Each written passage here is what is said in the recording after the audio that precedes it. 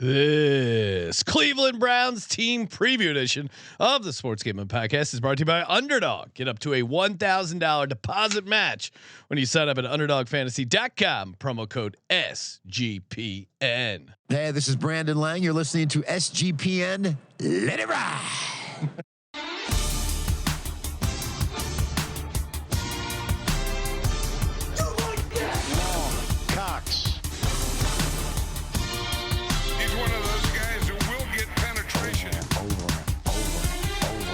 It's a baby fucking wheel, man.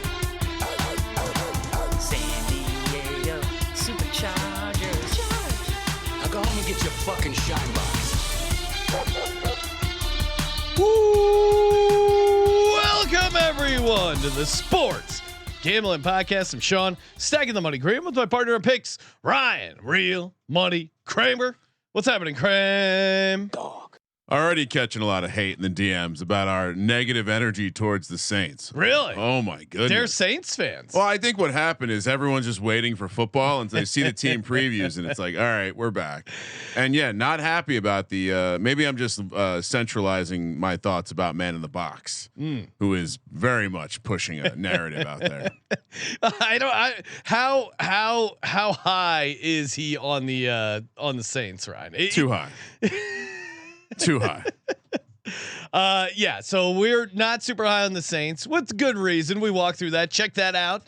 The team preview. We are in the middle of it. 2 days from now until the 32 NFL team previews are done, which means talking a lot of National Football League, and we have brought it back. The phrase that pays. That's right.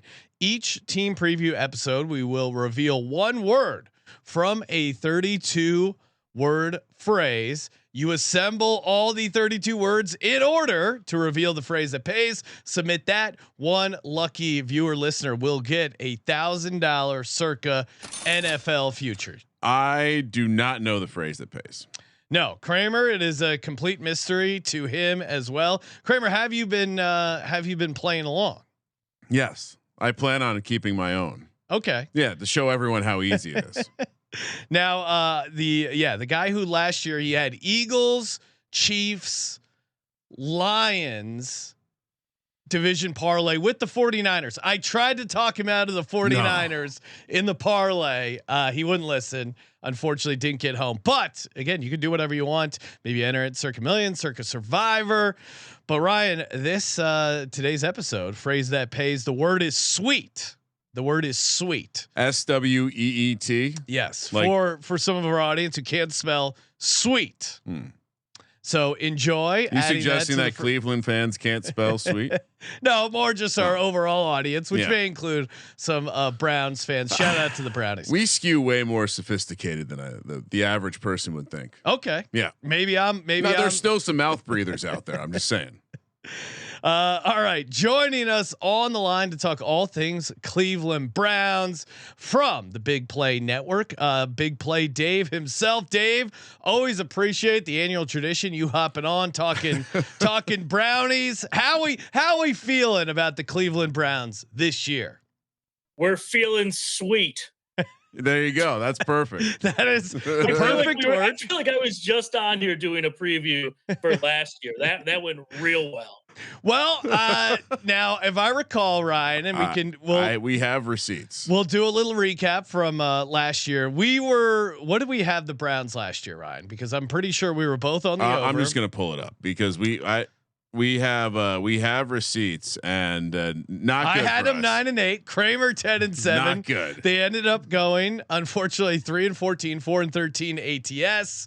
The win total last year was 8.5. Obviously, cashed the under there. We were high on them. Yes, and I don't know where Dave was at. He was not sky high, if I can recall. Dave, I think I was at 8. I was at 8. and I said that I'll never go above 8 ever again. This is good. We have we all have lessons learned from last year. Well, and last year, a lot of it is, hey, Deshaun Watson, what's going to happen? A lot of questions about the quarterback position. And hey, there was some optimism the year before. Hey, Joe Flacco, it was tough to predict because, hey, if you put Joe Flacco in that offense once again, you could be optimistic. But if we get Deshaun Watson, we're not going to be optimistic. They get rid of Joe Flacco. Deshaun Watson, it's just a complete disaster of a season. But now it feels like Deshaun Watson's gone, even though he is technically still on the roster. He's also mentoring Shedeur Sanders. The Browns trade out of the 2 pick, go down to 5. Let's just start with there. Dave, what was your reaction to the Browns not taking Travis Hunter and instead trying to accumulate some draft picks and go with Mason Graham? We don't have enough quarterbacks to throw to Travis Hunter. So yes. All right. Oh, wait. Yes, we do. We have like 12. Annual tradition, disappointment. Julio Jones, Sammy Watkins flashbacks. Oh no. Yeah. And then, you go and get Mason Graham and cool. I was gonna say that's my question. It felt like he was he was a very boring pick, and then people are shaming him, posting the videos of him not looking athletic, running around the circle. He's vomiting. I assume he's not a very, very exciting prospect to have. D tackle, Sean? Not in the off season, but yeah. if he can be good, we'll have a top 5 line most likely with Myles Garrett. So no, and the front 7, I think for the Browns, obviously a point of strength there. You look back at some stuff that maybe hey, they were 3-14, maybe you get some regression. They were -22 in turnover differential, which is usually something that I see Dave's just face squinted up like, God, why do you have to remind me? That's usually something that bounces back. But again, are you going to start one of the rookie quarterbacks at some point? The Jim Schwartz defense, which to me as an Eagles fan, when he was there, it kind of frustrating in times because it doesn't feel like it's great at generating turnovers, maybe like solid defense, high floor of a defense, but doesn't specialize in creating turnovers, which can be frustrating at times. What do you think they do quarterback day one? Like who's the opening starter when you guys kick off against the Bengals? Today I'd say Flacco. Yeah. This city loves Joe Flacco. Yeah. Why not? So just from even a PR move, like if you put Kenny Pickett out there, one of these rookies, like if they suck, there's going to be Flacco cheers. And that's so sad. Like just cheering for like a 45-year-old man, like to be our savior for the year to get us to 6 wins. Like that's going to be tough. Well, the idea that Joe Flacco chant gets going at the stadium is both very funny, but something just totally Browns. Like if there is one fan base that would be, because I go on the Browns subreddit before the team preview, kind of get a pulse check of where the fan base is at, and yeah, the optimism is surrounding mostly Joe Flacco. Like there's a lot of memes of watching the 2023, like, do I want to have sex with my wife or watch the 2023 Joe Flacco highlights? So it's very optimistic Flacco fan base. Yeah. Well, it's very easy to love. And I think, it's funny because I found myself comparing all of the situations in Cleveland to the situations in New Orleans, just because they were the first 2 teams. Yeah, we did. And it's like, oh, well, you have a coach who generally knows what they're doing. I'm fine with the coordinators, even if you don't love them. There's a lot of veteran players, some dogs on the defense. I think the Browns will do the right thing and start Flacco, because like Dave's saying, you can't not start Flacco. You have to. Flacco has to be eliminated with his own doing, aka injury. Then the crowd will be fine with it until he's healthy again. So maybe it's a team where you break it into 3 chapters. You have the Flacco opening. Yeah. You have whoever in the middle, the bridge, verses, the Flacco bridge, which will be the Pickett. Pickett's the bridge, and then whatever rookie, right? The bridge to nowhere, Two-week bridge. 2-week bridge to either Shedeur Sanders or Dylan Gabriel. I am wearing a shirt with a bison on it, in honor of Shedeur, who played for the Colorado Buffaloes. Somehow they still mistaken the animal they use as a mascot. But yeah, I don't know who's going to be that's the thing. Who's the third quarterback? Stefanski will be fine. I mean, if this was our friend in the North, we would love Shedeur and Dylan Gabriel, just like we love JJ McCarthy. No matter what happens, it's going to work. Yeah. Kind of feel the same way about this Browns offense as much as Dave wants us to be sour. Well, here's what dude, I think look, you look at this quarterback room and all right, I'm going to not go negative for a second. I think Stefanski really wanted Dylan Gabriel because he's very quick on his feet. He can run the offense. It was a weird pick. Like no one, like when he got drafted in Cleveland, we're like, what is going on? But they like all of these guys. And I think they'll all start at some point this year, which isn't going to be great for our over under. But dude, we're high on Shedeur Sanders as well. Yeah. So like just throw them all out there, see what sticks. And then hopefully, we'll probably draft another quarterback next year. Well, it's a weird thing because you draft Dylan Gabriel and Shedeur. That means like at some point you want to see them start some games. I think as a fan, as you have to. Right. And Andrew Barry, you drafted these guys. You got to want to see them play. And Shedeur, I understand certainly the critiques of Shedeur, and we're discussing this in the office, but I would say, he went from FCS then to FBS. I thought he improved pretty good from where he was at to, where he ended up. Certainly shouldn't have been the number 3 pick overall, and whatever happened now, how he handles it, how he handles kind of being humbled, or at least he should have been humbled. That I think really will say a lot. Like if he truly has a crazy work ethic and maximizes his talents, maybe he does end up being the guy. There is an up case for Shedeur Sanders. Where's the fan base at, Dave? Like I know they love Flacco. They probably want Flacco to start. Are there some Dylan Gabriel stands in Browns land? I know Shedeur has like a weird cult following, but where do you think the fan base is at? Like what's a dream scenario for the fans?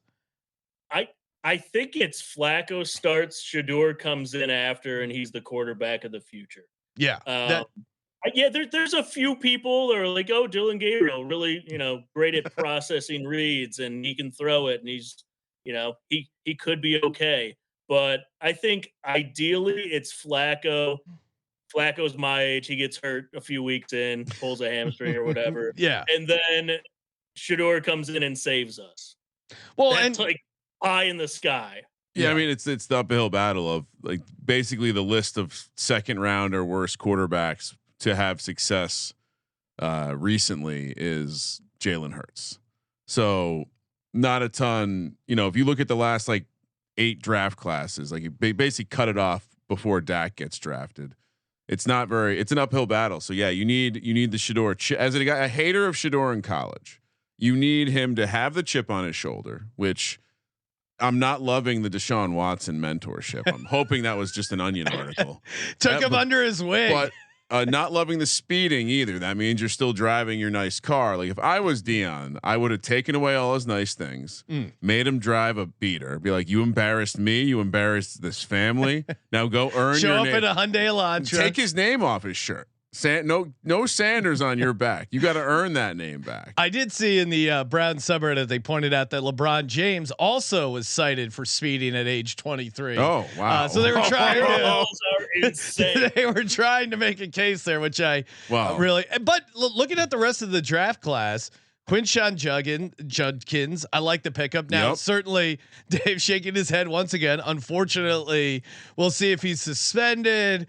Obviously, massive red character flag popping up here with the domestic violence allegations. We'll see what happens with that. We were big Harold Fannin stands. Kramer thought there was a outside chance he maybe even suck into the first round at a Bowling Green, that tight end. If you bring in Tommy Reese, who I think is probably a better match for Stefanski as far as like offense and what they want to run. They run some multi-personnel stuff. You get something out of Judkins. You get Jerome Ford. You maybe even Dylan Sampson.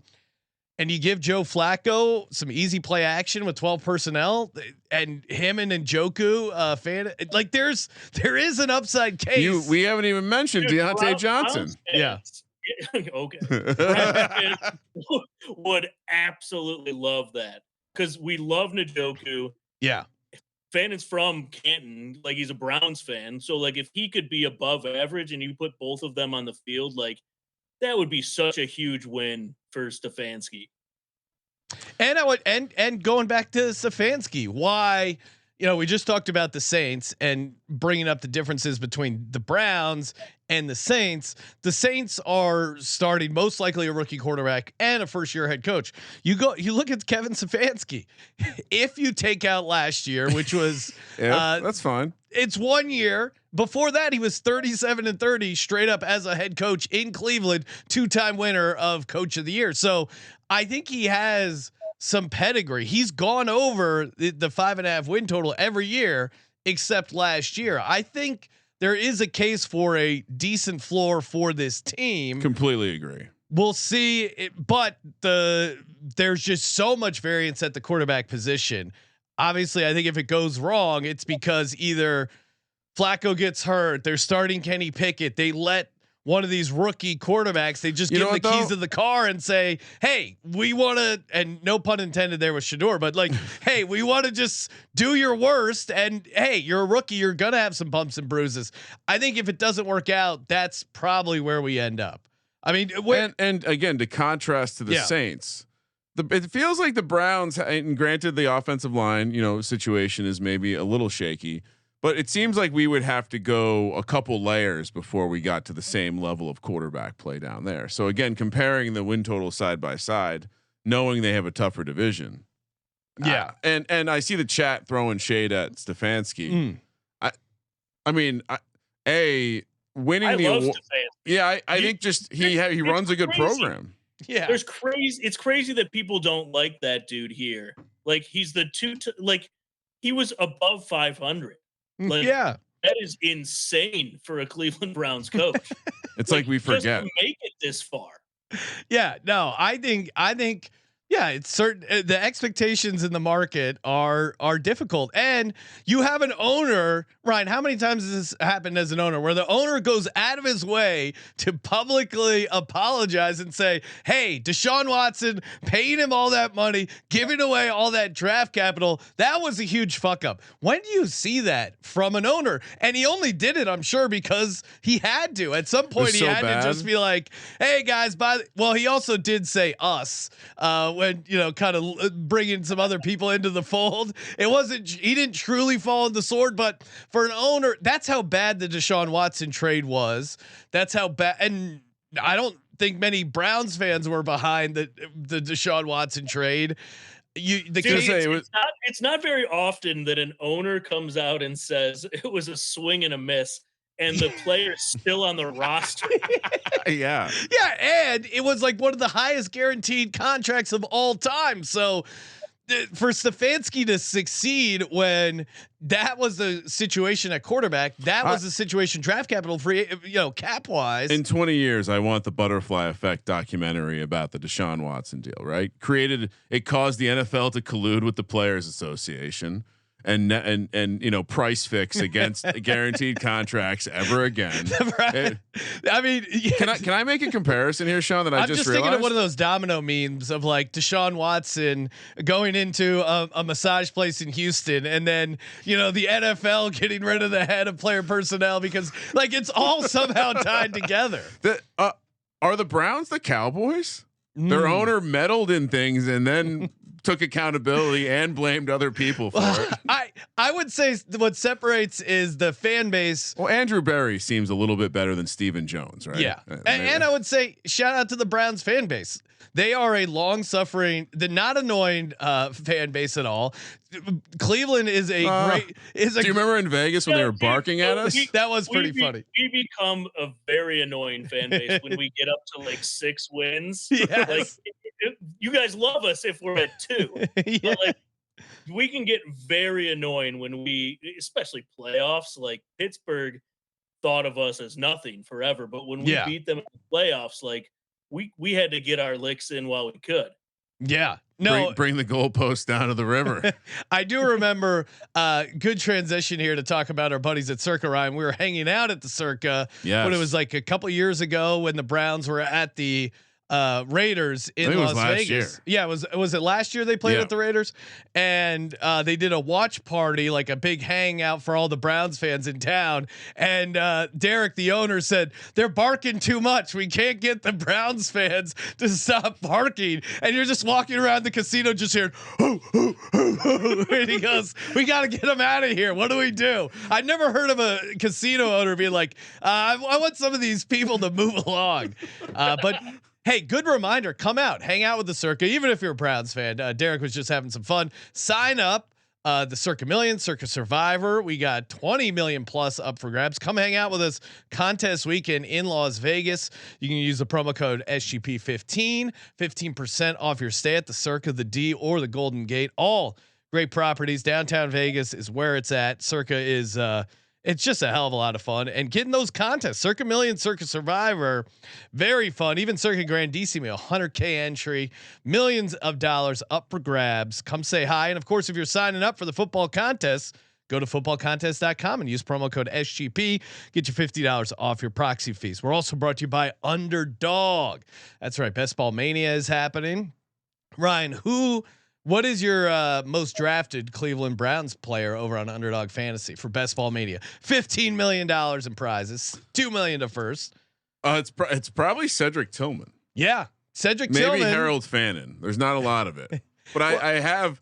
We didn't get into it, but Harold Fannin doing some big slot stuff this year. Harold Fannin could be How's be a very fun first touchdown play week 1 against the Cincinnati Bengals. Let's put it this way: I think it could be closer to like Likely and Andrews than a backup tight end situation. Yeah, and that's fantasy wise, that's my only case against Njoku is that they might be getting Fannin involved in the passing game, and it might eat away from some of his workload there a little bit. Head over to underdogfantasy.com, use the promo code SGPN, get you $1,000 up to $1,000 first time deposit offer and a special pick over on the pick'em underdogfantasy.com, promo code SGPN.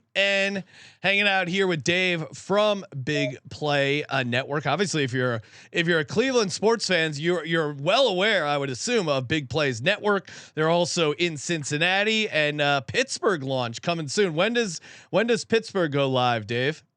Yeah, we're starting Steelers show on the 28th of this month. Getting ready. It's something else going to Pittsburgh as a Cleveland fan, but yeah, we got a couple of really, really good hosts that are going to be launching there. So it's going to be cool. Yeah. I can only imagine there has to be some inter-office, obviously like rivalry, whatever the team building activities. It has to be a little Cleveland, Pittsburgh. And they got a bunch of great shows over at bigplay.com. Get started there. But the Josh Cribbs show, and you guys discovered Jameis last year, so congrats for that. I mean, your name is on a tremendous amount of amazing Jameis content. What was him going to the drive-through? I'm blanking on the drive-through. Yeah, that was just awesome. Like Jameis, when he is loving something, I mean, that speech he gave about playing in the snow. Yep.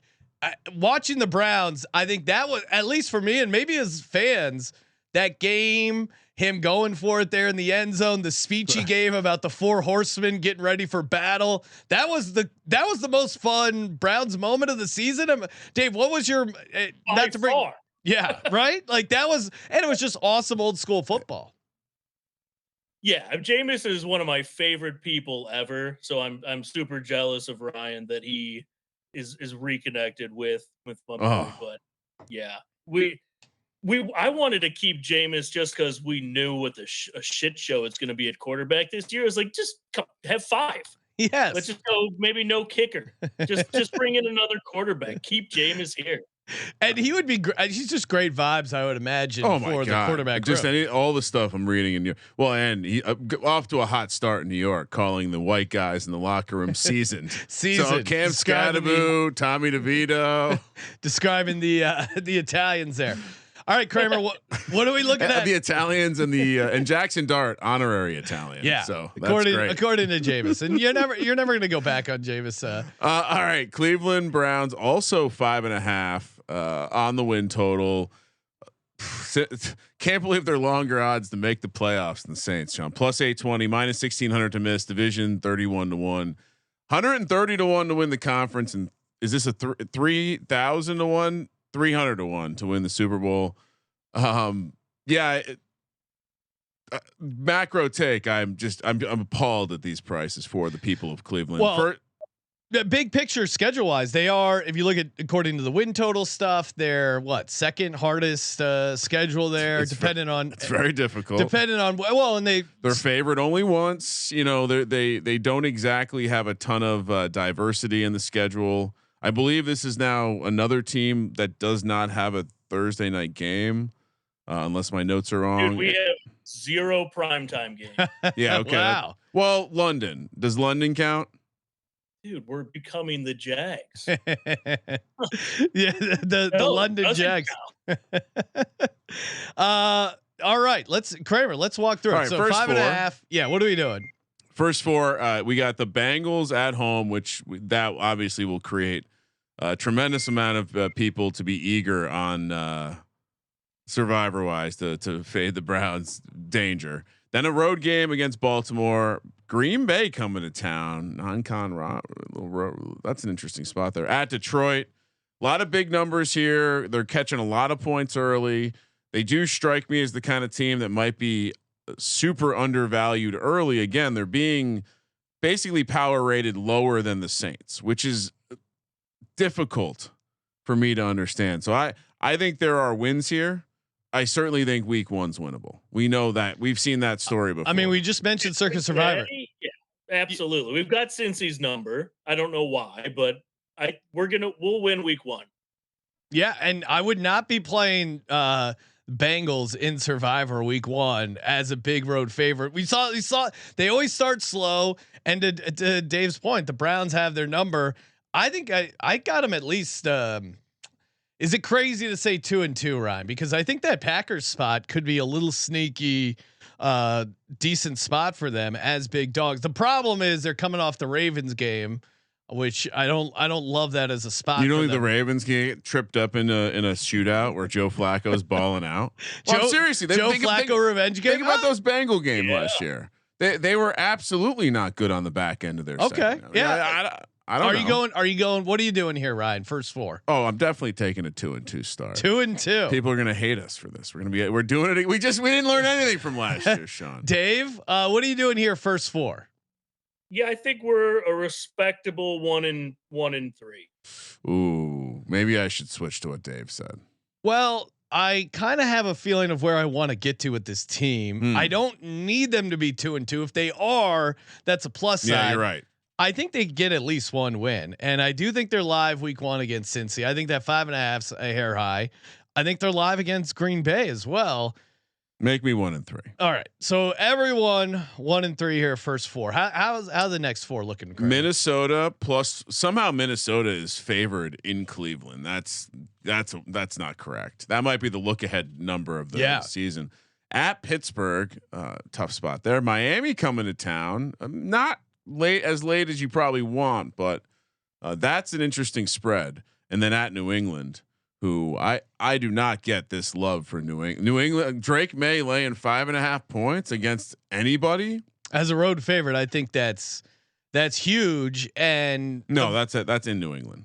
Oh, you're right. Yeah, my bad. So this is where I will say 2. Okay, you have them 2-2 in this chunk. I think they can win 3 of those.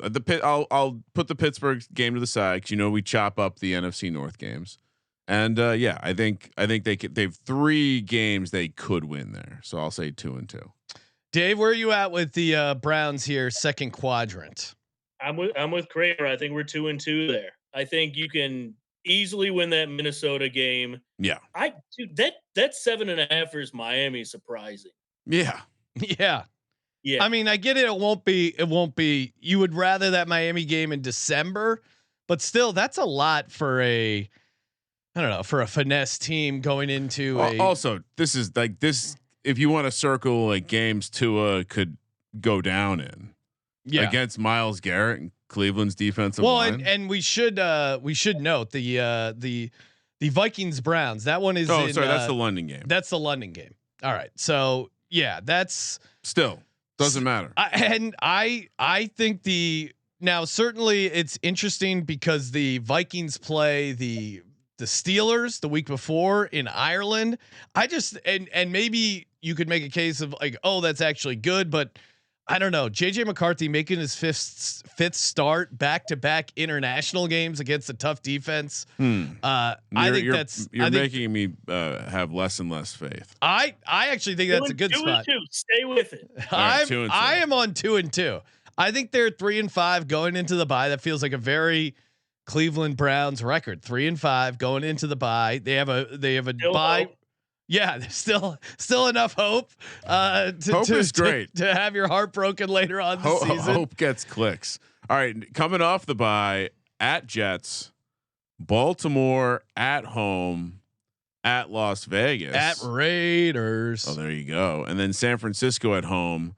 Again, just your basic Sunday games across the board here. Browns getting disrespected by the schedule maker, that old man in the closet. So Baltimore, I'm gonna chop the Browns division games. I officially really, yeah, officially. So you think they're gonna beat the Ravens? I'm just at gonna home? do it. I'm just gonna say they're 3-3 in the division. They've given Lamar fits at times, and then the rest of these, again, like 2 winnable road games. And I'm very confused in my thoughts on San Francisco. When we saw Kyle Shanahan having a cheap first coach fired price, just made me think. And so these are all winnable games. So I think I have to go 2-2 again. 2-2 again for Ryan. Dave, how do you see these 4 games shaking out? I think we beat the Jets. It's probably it. Yeah. I think probably man, Vegas is tough. So let's see. So we'd be 2, 3, 4 wins. Dude, if we were at 5 wins by Vegas, we might come out there with you and celebrate. Oh, let's go. That's a great. For this. Yes. All right, we'll let them know. Dave and the crew are coming, but they have to be at 5 wins going into the going at the Raiders. We'll set the terms. So you 1-3 or 2-2 officially, Dave? What are you doing? I'm gonna go 1-3. 1-3. Shit, now I'm ahead of Dave again. I like 1-3 for this section because I think, and you either get at the Jets or at the Raiders. I don't know if you get both, and I'm looking at that 8.5. I think I like them to cover that spread. I don't know if they're going to win outright. Probably similar with 49ers. Like it'll be a game the Browns probably should have won, and then somehow Brock Purdy pulls out some bullshit pass interference at the end. They kick a field goal. They win by 3. Barely get by the Browns. I feel like I'm describing a 49ers Browns game previously. Isn't it somewhat shocking at the level of disrespect? It does seem like the Browns have a defensive unit that could potentially control games, and it seems. But the issue with it is if we're only running 3 plays before they come back. Yeah. That's going to be tough. That's been our problem in years past. Like Myles Garrett's gassed. So maybe if we can run the ball and just dink it off to Njoku and Fannin, if we could get 6 plays every offensive snap, that would be a win. Well, and we haven't even really, as we're walking through the schedule, just going back to the quarterback play, how many of these games does Flacco make it to the bye? Is this the Kenny Pickett section? Do they say screw it and just put in Shador when they're? See, that's what we should really be doing is right? under on quarterbacks through this point. I'd say we're at 4. You're already at QB4 here, which is not. I mean, it sounds kind of crazy, but not really when you look at what their roster is constructed now. I'll even concede as a Shador hater though. You want to talk about the best 4th string quarterback in the NFL? Shador Sanders, easy. Absolutely. And I think by week 13 with San Fran, we'll sign PJ Walker. We'll get a win there. Well, that's the other thing. He's gotten wins with absolute non-serious NFL, like DTR. Yeah, it's Stefanski, to his credit. Maybe if things don't work out in the NFL, he's going to become a great UFL head coach because he can win with some of these guys that we've seen in and out of the lineup. Like you look back at some of the other years, he won from his basement. Remember that? Yeah, that was or his attic. I forget. It was basement. Yeah. Okay. And that to me is where things went awry for the Browns. Yeah. Baker finally gets the road playoff win, and not to rub salt in the wounds of Dave there, but can you imagine just sticking what we've seen Baker become in Tampa Bay and keeping that draft capital, keeping that money, keeping all that, and keep sticking it out with Baker. That's obviously a probably sliding door that I think Baker needed to leave though. Well, maybe that's we true never too. get the Baker we have today. Where are you at with Baker, Dave? I love Baker. Yeah. I don't like to think of what could have been. Yeah. I just in my head, I'm convinced we would have ruined him for sure. No, there to Kramer's point, possibly part of Baker's success was being humbled, getting that win against the for the Rams when he signed the day of, he almost needed that bottoming out. Learning that 1, 2, 3, 4 isn't a good security code. Yes. All right. So last 5. So I'm just to confirm, I'm currently at 5 and 7. Yes. Is that too aggressive? Some in the chat are saying I feel good with my 4 and 8 right now. Okay. I feel good. Last 5, a winnable game at home against Tennessee. Very winnable. Again, Tennessee to me is the one team I think I've come to the conclusion, Sean, that could have a lower ceiling or lower floor than the Saints. At Chicago in the cold, a little like cold weather on cold weather team.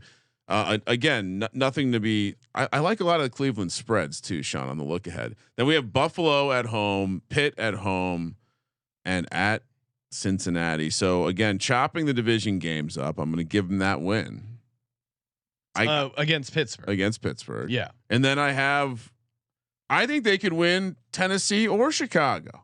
We don't know what Chicago. I mean, if Chicago is like two paths that are pretty wide apart, and if the path that is bad starts happening, what are they going to be with down this? So 2 winnable games. I'll say they go to another 2 and 3, another 2-win segment. Yeah, I'm with you on 7 wins. I'm with you on 2 and 3. I think Tennessee is a good spot for them at home. I think Pittsburgh at home, they probably get that one, and there's a chance they beat Chicago. I don't think that's, Buffalo. Assuming Buffalo needs that, I would. Yeah, that's a tough one to predict. The Browns winning, and then at Cincinnati. If Cincinnati needs it, what if Cincinnati doesn't need that game? Boom, free win, easy win. There is a chance, certainly, but I think 2 and 3 for the last 5 games here. Dave, what about you? 2 and 3, 3 and 2, 5 and 0. Where are you at with the home stretch here? I think we win one of those. And I think it's probably what Kramer just mentioned. It's going to be Cincy, where there's no one playing, and then we lose out on like a generational quarterback by 1 selection. That is a very Browns. This is why you're the Browns expert, Dave, because you're describing a very Brownsian outcome. Didn't have that. Yeah, that's actually a great point. Dude, so it's like we've been sitting around at bars drinking and talking about 5.5, and it's like everyone is like they're absolutely going to be over 5.5. And I look at the team and I look at the quarterbacks. If one pans out, sure, but like I think they all play this year. I don't think we're getting over 5.5. Yeah. What's the sharpest thing to do in the draft, Sean? Draft multiple players from the same position. Yeah, that's all about the bullets. You want to talk about barroom theories? That's always like, what if you draft a lot of quarterbacks? It's like our buddy Decker who said the Chargers should just draft 7 linebackers. Yeah, 7 linebackers. That would mean they statistically they will have a linebacker. Yeah. Next year. It's a numbers game. All right, let's talk best bets for the Browns. Before we do, of course, shout out to mybookie.ag. Use that promo code SGPN. Get you a nice deposit match. The terms and conditions apply on the rollover. Mybookie.ag, promo code SGPN. 100% match up to $1,000. Accepts customers from a ton of locations. Easy deposits, lightning fast payouts using that sweet cryptocurrency. Bunch of NFL futures available right now over at mybookie.ag. Promo code SGPN, and we're also brought to you by Rhythm. That's right, you can build your own models for picks, props over on Rhythm, or just rely on their power trends. Their power trends have been killing it. Data-driven picks and props. The MLB power trends been on a nice heater there, looking at 63%. WNBA power trends, similar rate of return. The ROI 20% right now for the newly launched WNBA power trends. Again, download it. Check out the free 7-day trial. You will not regret it. No one has hit me up, Ryan, saying they did not like the 7-day free trial. It's Really? free. Is it maybe because they're scared of your DMs? They could be scared, but I said if you don't like it, hit me up personally. sportsgamblingpodcast.com/RITHMM. Kramer, you are coming in officially at 7 and 10. Is that too much for the Cleveland Browns? I don't think so. I just the Stefanski little nugget I had before last year where they really bottomed out at 3 and 14. 7 and 10 was the worst he's done. With similar rosters, with similar questions at quarterback. I think if there's any sort of optimism for this Browns team, it has to start with Kevin Stefanski. Yeah, I think the biggest thing, like I keep getting back to this point, but we're doing this the teams in the order of crappiest to best. Yeah, and just the discrepancy for me between how the Saints shook out and how the Browns shake out to me with similar concerns at quarterback. You just have a professional coaching staff. That professional coaching staff been relatively good in spite of an owner that maybe meddles, maybe doesn't, and so it just seems like the floor. And I think maybe they win a game they're not supposed to. While like the Flacco early stint is going to be an interesting time for them to pluck some upsets. I think. Well, they have quarterbacks who have started NFL games, which is a big difference from what we've seen at the Saints. Won Super Bowls. Yeah, Super Bowl MVP Joe Flacco. Ryan, what are you doing with your 7 and 10 prediction with the Cleveland Browns? I assume you like the over 5.5 wins. I think a couple of things. I think one.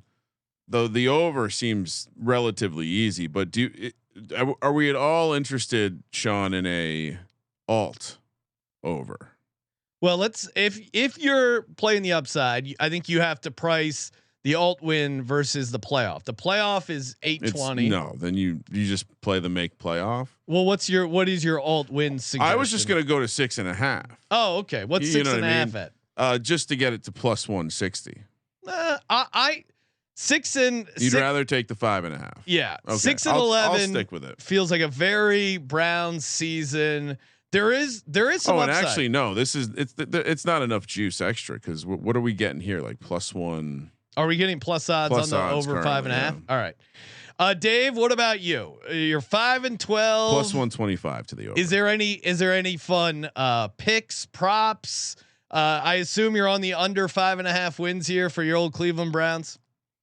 I'm gonna emotionally hedge and go. It's a good place to be. On the win total. Yeah, been there before. I did win on Myles Garrett, defensive player of the year before. I saw that's at maybe 850 or something, right around there. Okay. Probably not gonna bet it again. Keep that money. But I'll go under on the Browns, and then I'll throw $5 on a conference win. Okay, I like that. Oh, so that's throw it out there. I like that. He's playing both extremes to the Cleveland Browns because now conference is crazy, but you got a Super Bowl winner. You're getting a good price. This is one. Now let's go back to our buddy Joe Flacco here. I feel like we're all pretty similarly aged to MVP. To our hero here, Joe Flacco. Yes. What if he's able to survive the season, and what if they're able to? The offense is going good enough. You get the Tommy Rees OC, a little bit. He's got experience, coached under Saban in 2023. Joe Flacco averaged 7.9 yards per attempt, 323 yards per game. Oh wow. Maybe Joe Burrow's a little nicked up at some point. Joe Flacco to lead the AFC North in passing yards, just that stat alone. Now that could get here a number of ways. Maybe the defense, they're playing from behind. They got to throw a little bit more than they would like. Feels hard. 40-1, Ryan. That doesn't feel. Joe, you're not in on it, Flacco. You need more than that. Yeah, that seems a little light. I'm sticking with 40-1 for him to finish the season. it. All right. Yeah, I guess there's a lot of ways Joe Flacco doesn't play 17 games. I'm sticking with it because it's fun. I want to have a little Joe Flacco upside case, and that's the only. Or do I go passing touchdowns, Ryan, instead? No, I think you. I mean, why would you take two haters to change your opinion? I'm sticking with Joe Flacco. I want a little Joe Flacco action to pair with my over 5.5 wins. I'm not playing the ceiling or I'm not as high as Kramer there with 7 and 10. But any picks or props, Ryan? Harold Fannin, rookie of the year. That's probably a little crazy. Sampson, maybe if Judkins misses a bunch of times, Sampson comes in there and plays well. I think certainly I think Sampson could just be an interesting back in general. I mean, they still drafted him in the 4th round, which is decent enough for a. The problem is for any of the Sampson stuff, Jerome Ford is pretty good, pretty solid. Like even if Judkins misses some time with the suspension or whatever, they don't love him though. They don't love Jerome Ford. Like he took a pay cut to stay on the team. So they need these new running backs. To really pan out. So maybe in like a fantasy sense, and if they release, Sampson's the kind of guy that if they released like a touchdown season prop, but he's more like I'd be looking at him in the touchdown markets early in the season. Here's the question: like if Flacco, to me, this offense is completely competent as long as Flacco is out there, and maybe they're not competent if he's not out there. Their point total is 325.5, which is up considerably on the 258 they scored last year, but it's only 19.1 points per game. I mean, how many games of Flacco scoring 30? You could see them putting up points early in the season too. Not particularly scared of any of those defenses they play in the first 5 weeks until maybe Minnesota and Brian Flores, but we know Flores defenses can get plucked for big yardage. So maybe and based on my spring reading, Sean, it does seem like the Browns are going to try to play with some type of pace or a little bit up tempo at times. Which again, they have a great defense. So I don't know if that's always the good thing to Dave's 3 and out point earlier, but if they're playing a little bit more up tempo, their games are also going to be a little bit higher scoring, which means maybe there's more opportunity for Joe Flacco to play garbage time, chuck it down the field to Jerry Jeudy. Yeah, I guess so. Over 325.5 points. Okay. Yeah. For me, I'm fine with the over 5.5 wins because I do think there's some versions where this team could win ugly, and you have to going back to the bigger point, which makes this team, a little tougher of a handicap. The fact that they drafted 2 quarterbacks that they want, like to me, going into next year as a Browns fan, as the GM, you kind of want to know what you have in Dylan Gabriel and or Shedeur Sanders. At least have some insight. Doesn't matter. They're 5th rounders. I don't know. I think you're going to want to have at least some clarity of what you're going to do quarterback wise next year. And you drafted these guys. I think you want, to Dave's point, like I think Dylan Gabriel's the Bo Nix of this year. Maybe he comes in and runs the offense well. I don't know. I'm not in on the points because I think there's ways they win ugly. I'll just take the over 5.5 wins. My Flacco most passing yards AFC North, in spite of the laughs and chuckles from my fellow hosts here. And Dave, you are on the under 5.5 wins and the Browns to win the AFC at 130 to 1. And Dave, we're gonna hold you to it. If they have $5 sprinkle there. Oh no, we're getting a paper ticket. Oh, we're gonna get you a paper ticket at the Circa. So if you cash it, you got to come out to Circa. And I'm telling the guys at Circa, if the Browns have 5 wins come week 12, You're definitely coming out there. You would love stadium swim. It's a good hang, Dave. I think you guys would have fun. Browns fans always welcome. Just limit the barking to like 2 straight hours. Barking inside on Fremont Street. Yeah, it was. Keep the beers down to 2 to 3 beers. You'll be all right. Man, awesome time as always. Again, make sure you check out bigplay.com. All things Cleveland, and now all things Cincinnati coming soon. All things Pittsburgh. So do a great job covering those teams, the sports, tons of great content, very good shows. YouTube, wherever you get your shows, just pop in Big Play. And Dave, I feel like fellow OG. I feel like we've both been at the content game for a long time. Hats off, all the success. Keep up the great work. And Ryan, of course, as always. Thank you for participating in the Sports Gambling Podcast. For the Sports Gambling Podcast, I'm Sean, Stack of the Money Green. He's Ryan. Yeah, we've definitely been doing it before. It was cool. Kramer, let it ride. I'm wet.